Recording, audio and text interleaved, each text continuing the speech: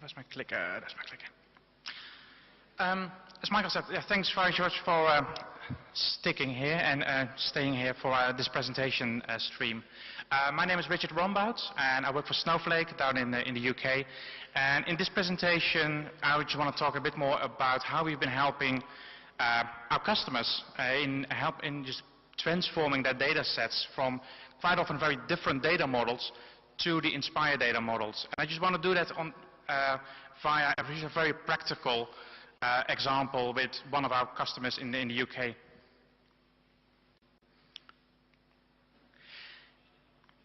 This image comes quite often in my head when I start talking to people about Inspire. When I go to customers that have data and they've been appointed as a data provider for Inspire, you hear, I have to do things.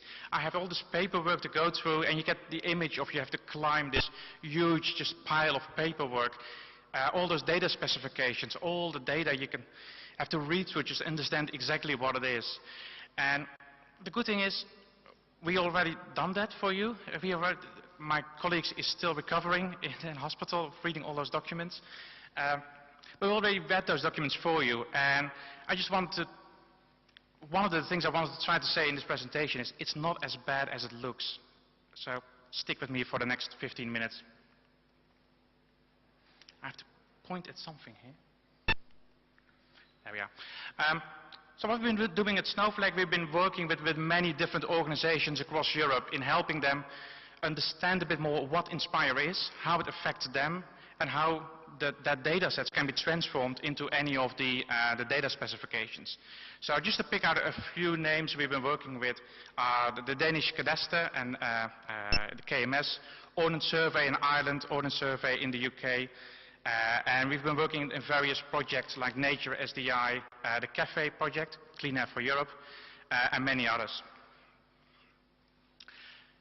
In England, I just want to focus on some of the customers we've been working with, like Natural England, the Environment Agency, and more on the European level, we've been working with EEA on transforming their data sets.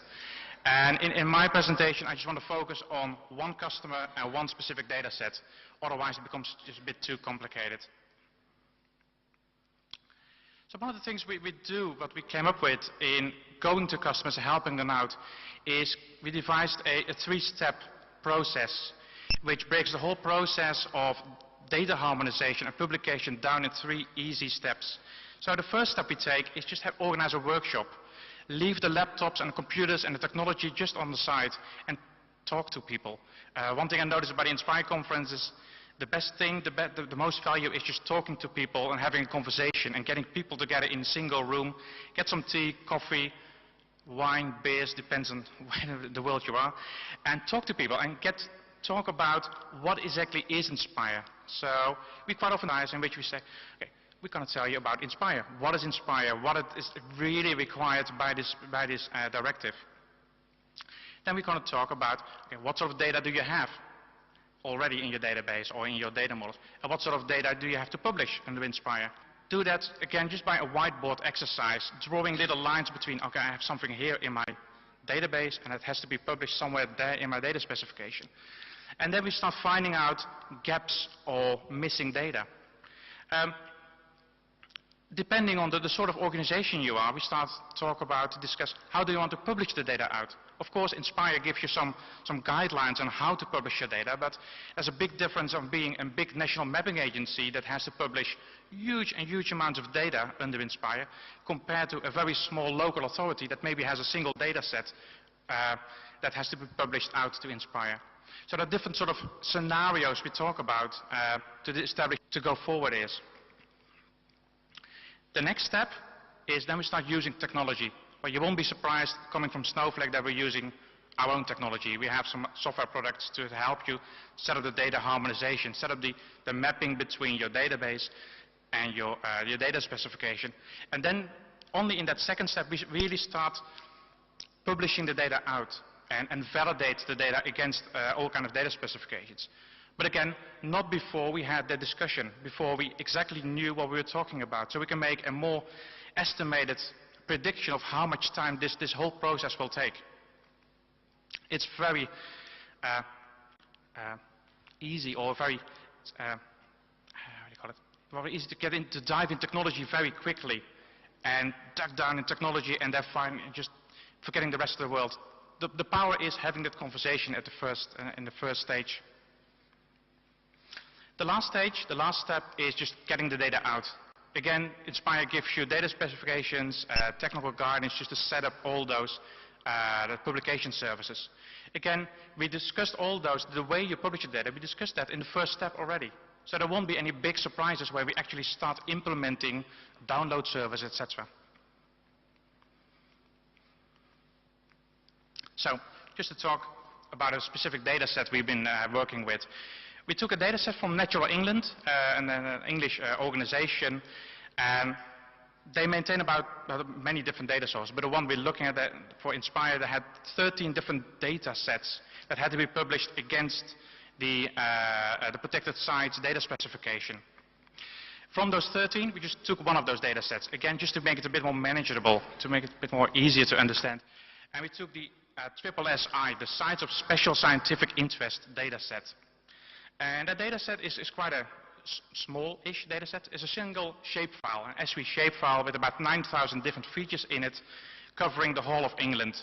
There's a little picture on the right to show you it's the data set itself. And each data set, each feature in the data set has about 18 different attributes. So that could be a name of a site, there's a version number, and some coordinates. It's a very limited sort of data set in attributes. So again, step one, what we've done, sit down, book a room, get a table, and get lots of coffee and tea. I learned in England drink tea, not coffee. In other countries, lots of caffeine intake. Just sit down with the people, just get everyone who's in any way just connected to this project, domain experts, technology people, database administrators, get them together in a single room and talk about what Inspire is, what it is that you need to do. So we did this flip chart exercise, again, just whiteboard or flip chart and talk about what we need to do. This was some of the conclusions we took out of that exercise, is the data set was not in the right format. Inspire really liked to have your data set in the GML format. It was in shapefile, so we had a data format conversion. Notice that only 3 of the 18 attributes could be matched with data specifications in the protected sites team.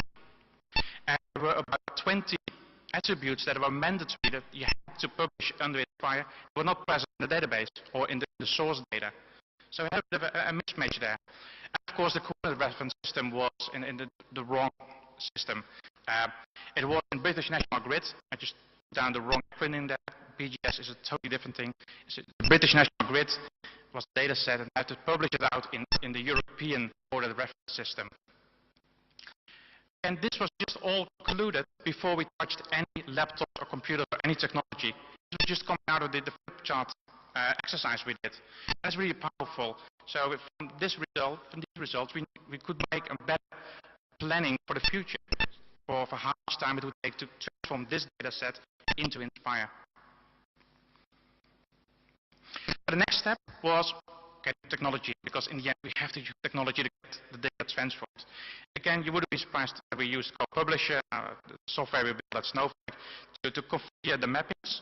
Again, based on all the results we had in the flip chart exercise, configure the mappings and start publishing data. So publishing GML data, metadata data, and other sort of data from the source database, and validate that data against the data specification, so you know it is correct, that it's correct data.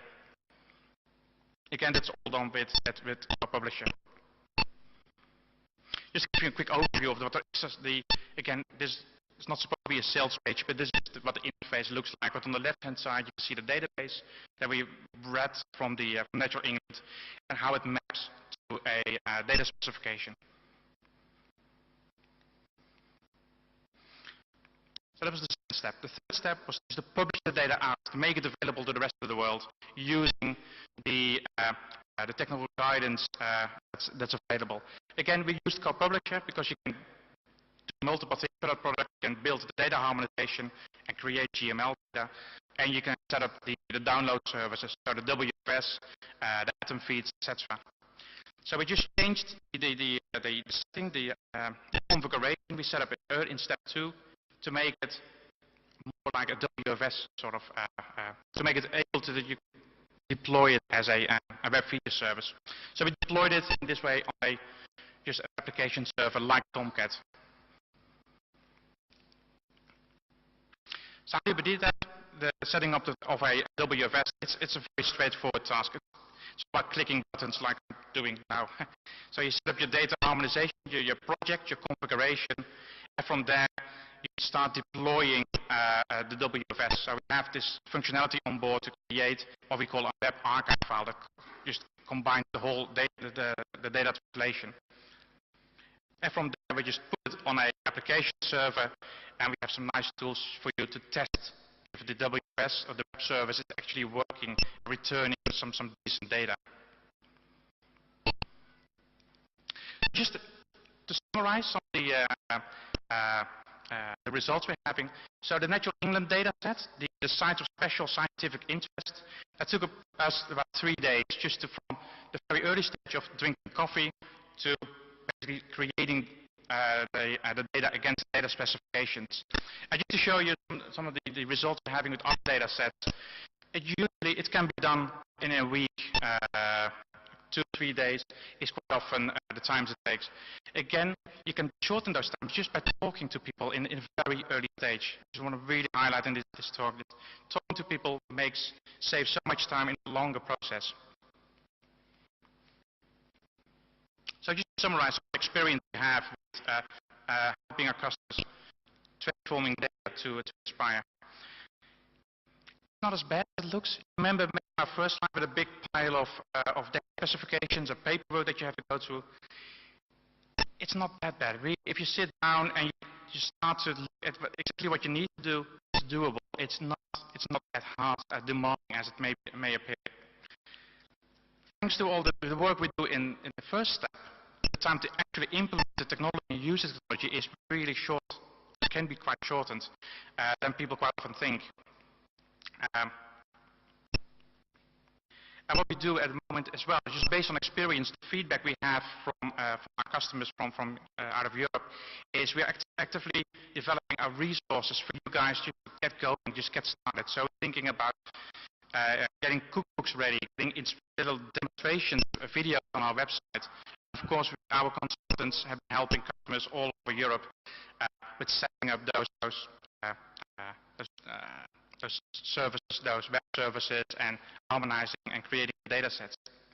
And of course, we provide you with training as well. So if you're completely new to XML, GML, that sort of open standards, because we give training in that field as well.